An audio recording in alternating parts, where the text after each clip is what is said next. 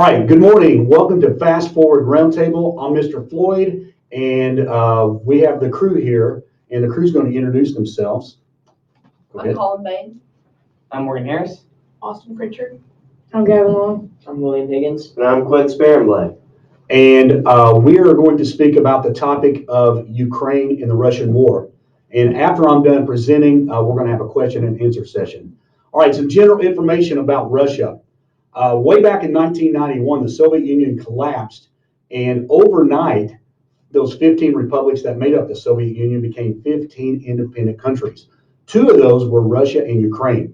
Now, at that time, who's now President Putin, he was the head of the KGB secret police, and he said it was the saddest day for him. It wasn't until 1999 that Putin became the leader of Russia, and he's been serving for over 2 decades. Also, he is a dictator. That's a person who rules with an iron fist.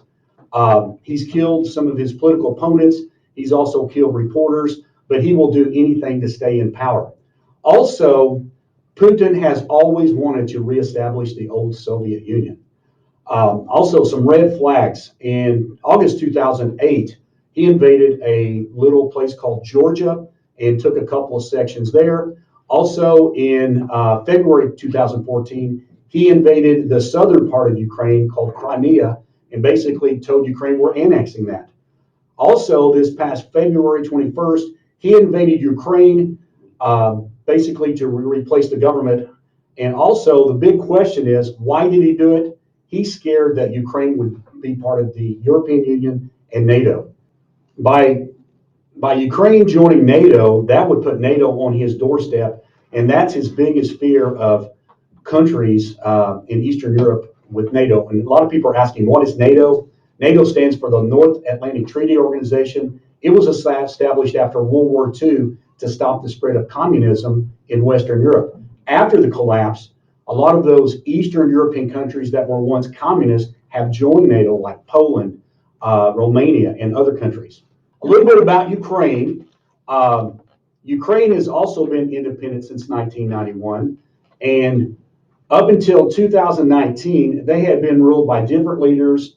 I know in 2014 in Ukraine, there was a pro-Russian leader, and eventually people ran him out, and another guy came in and he tried to establish democracy. But all the way up to 2019, the government had been very, very corrupt. However, in 2019, the Ukrainians elected Vladimir Zelensky to come in, clean up the corruption, and establish democracy. And when Putin heard about that, he was absolutely terrified. And also when Zelensky came in, he made a priority to join the European Union and also become part of NATO. And the big question is, why did Putin invade Ukraine? It was because they were going to join NATO. Since the war has broke out, there's been a huge refugee crisis. Close to 2 million people have fled the country into Poland, Romania, other European countries, and they're being inundated by they're being overwhelmed by the sheer numbers of the refugees. Also, supposedly, this is an estimate, up to 10,000 Russian soldiers have been killed since the war has started. Also, close to 1,500 Ukraine soldiers and civilians have been killed. Also, yesterday in the southern part of the country, a maternity ward was hit by the Russians with one of their bombs. And there's been outrage throughout the world. Okay, now what we're going to do next, I'm going to do a student question and answer session. And when I read the question, I'm going to expect a little bit from all of you in here. All right, my first question is, should the United States send troops to help Ukraine? Anybody?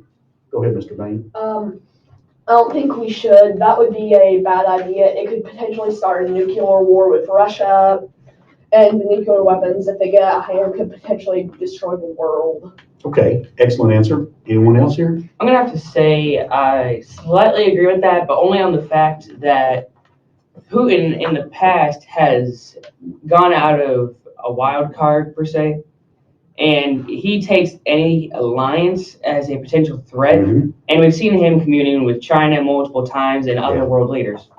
So honestly, I think that would disband most treaties that we have with other foreign countries. Plus, President Biden and most European countries have now put sanctions on against him. Mhm. So he has nowhere to look but China. Okay, anyone else on that first question? Yeah, go ahead. Well, I don't think we should send troops because of, it could be a danger for us and our allies with Yeah. the nuclear weapons and And, just, yeah, a lot of people don't realize he's got 6,900 nuclear weapons in his arsenal. yeah. The United States has about 4,800. So sheer numbers, he has a lot. Anyone else on that question? Go ahead. I don't think that we should send troops because it could start a nuclear war and it Mhm. couldn't, because all that's happening right now, Mhm. Putin is trying to invade Ukraine. He's gotten some of it, and if we try to send troops, he could think that's a threat, which it could be, Yeah. and then it could start a nuclear I war. mean, we've already sent in weapons, and also we may be sending in some old MiGs from Poland, but as of yesterday, the United States has nigged on that issue. And even Putin has threatened nuclear war. And when I heard that, I was pretty nervous about it. Anybody else with that first question? Go ahead. I think that like if we do that, it'll like get us caught up into this war with Ukraine and Russia, and Russia will start bombing us like Mhm. what they're doing to Ukraine, and it'll be really bad. Oh, yeah. And another question related to that, should NATO and the United States set up a no-fly zone? And a no-fly zone basically is where our NATO and American planes would patrol the skies. Any plane or helicopter comes in there, we could shoot it down. Now, could that lead to World War III? Easily. Go ahead, Mr. Rainey.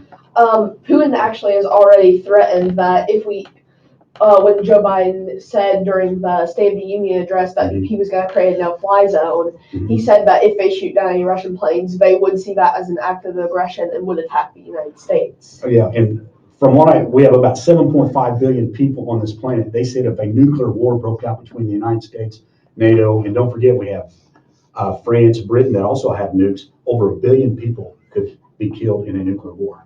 Yes. I mean, if they do set up a no-fly zone, Mhm.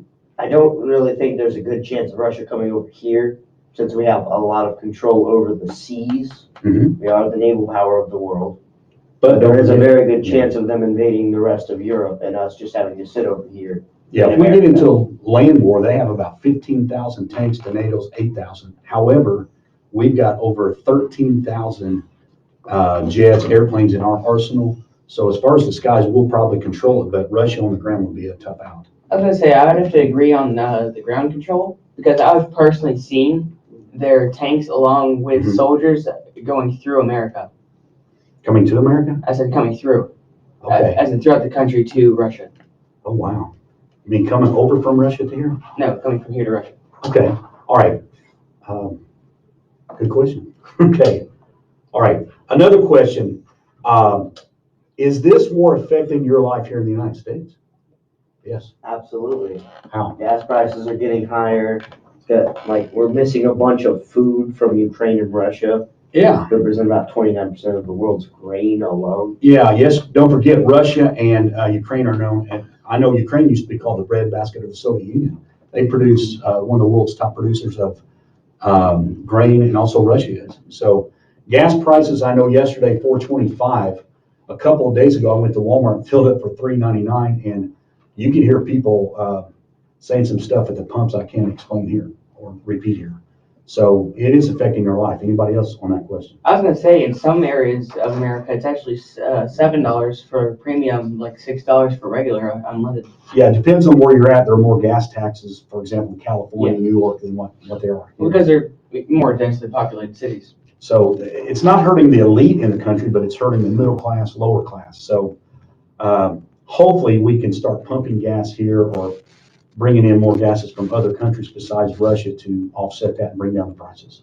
The first bill that Biden signed was to shut down that oil, Keystone Pipeline? and that has raised the gas prices from just 1 year to an extreme amount. Yeah. It's crazy. We're going to be careful with the political part of it in here, but yes, that's true. And a lot of people are upset about it, but President has the right to do that. Okay, a couple more questions here. What are your thoughts and feelings about the war? I feel like it is an outrage that they're invading another country, Mhm. but Russia's idea behind it is economic and cultural reasons. For the past like 1,000 years, Ukraine's either been part of Poland or Russia.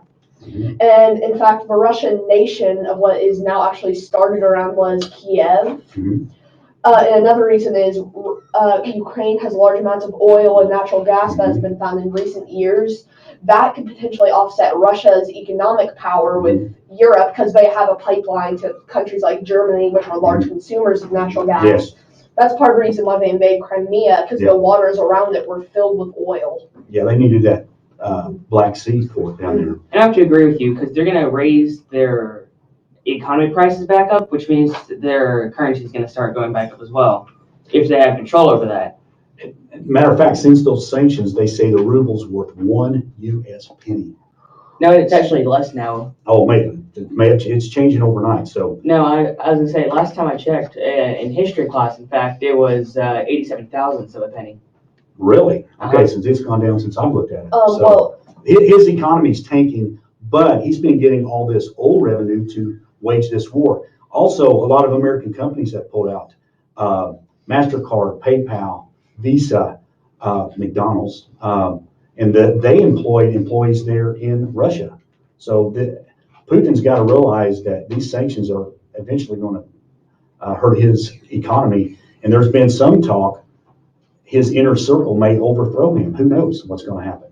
I was going to say, to add to that fact, before this war even started, out of curiosity, I checked on how much the exchange rate for Russia was, Mhm. and it was $1 for 378 rubles Oh man, wow. before this war even started. So I think his economy would shoot past that even if he got control over Ukraine. We got to rent a U-Haul and go over there and make a lot of money. Okay. A couple more here, actually one more. If there is, how many of you are scared to death of a nuclear war? We talked about that earlier, but I know I talked to my wife, and she is just terrified of that. And I can't fathom people pushing a button and killing over 1 billion people. So any other thoughts about that? Then we're going to wrap this up. It's like the Cold War when, like, Russia was threatening nuclear weapons everywhere, and that would have destroyed multiple places in the world, like Europe and America. And I feel like what Putin's trying to do now is the same thing that the Soviet Union was. Well, he's trying to revive the old Soviet Union by taking Ukraine. My biggest fear after this, he may look at the Baltic states, Latvia, Lithuania, Estonia, and they're under the NATO umbrella. And if he ever attacks a NATO country, Article 5 of NATO states, that's a direct attack on Canada, the United States, and all of those NATO countries. Mm-hmm. So he knows, and I'm sure I've read books where he's fearful of NATO. That's why he went into Ukraine. He doesn't want Ukraine to become part of NATO. Well, I can actually see if we do send troops to Ukraine, a possible like neo-Cuban missile crisis could happen where they find somewhere in the Americas to set up their weapons. Yes. And maybe this time we wouldn't be able to come up with negotiations and all-out war would break out. Okay. One final question. How do you think the war is going to end? I believe that Russia will win this war. Despite the large amount of casualties, they have a superior military to Ukraine. Mhm. Without serious help from NATO, I think they only have a matter of time where they can keep on holding out. Yeah, I know during this war, Zelensky's a rock star. He just spoke to the British Parliament. They gave him a standing ovation. He's going to stick there to the end. If they kill Zelensky, well, Putin's already shot anyway, but there is going to be a major upcry about that. Also, his goal is to get rid of Zelensky and put in a puppet government that's pro-Russia. So I don't know how it's going to end. Well, I mean, I really think Russia's going to come in, but instead of putting in a puppet state and just a puppet state, I feel like they'll annex everything up to Kiev and also Crimea and maybe some of the South Baltic. I did read in the papers where he threatened there may not be a Ukraine, they may be part of Russia. But I feel like he still wants a country between him and us. He likes that buffer zone. That's why after World War II, a lot of you don't realize Germany went into Russia, killed 27 million people. And after the war, as they receded, they set up these puppet states in Poland, Romania, all of Eastern Europe as a zone to keep people from invading. And once 1991, when Russia collapsed, all of those Eastern European countries got rid of communism, adopted democracy, and joined NATO. So can you see where he's kind of fearful in that? Yeah. Yes.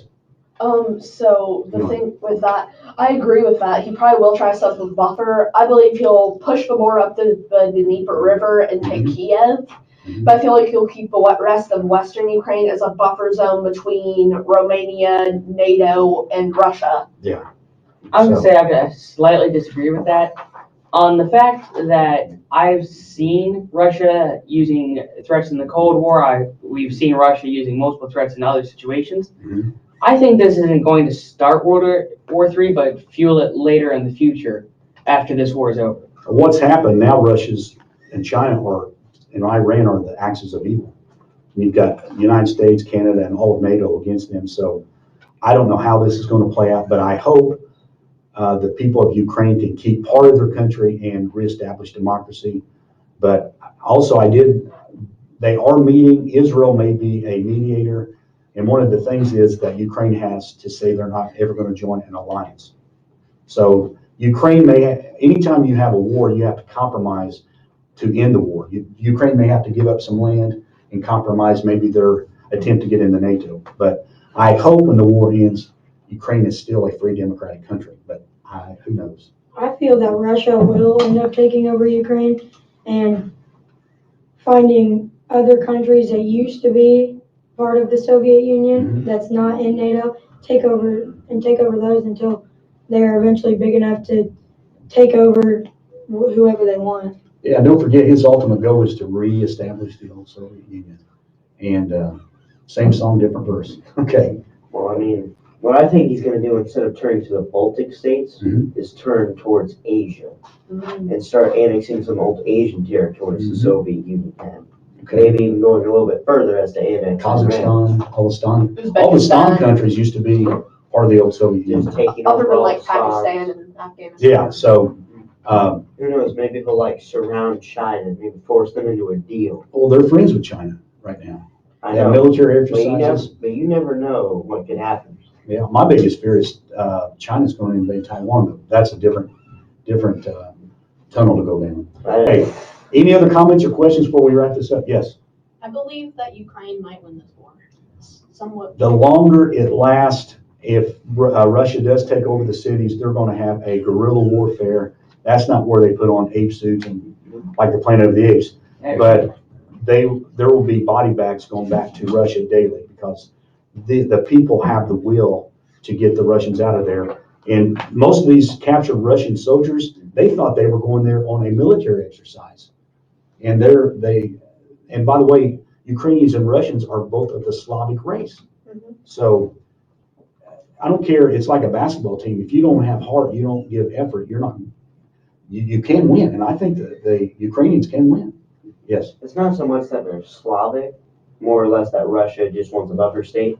Yeah. And that also But they're related by the if ethnic groups. But if Putin keeps trying to set up the Soviet Union, Yeah. He's got to take the Baltic states. He's got to take all the stands. We know maybe that. Finland.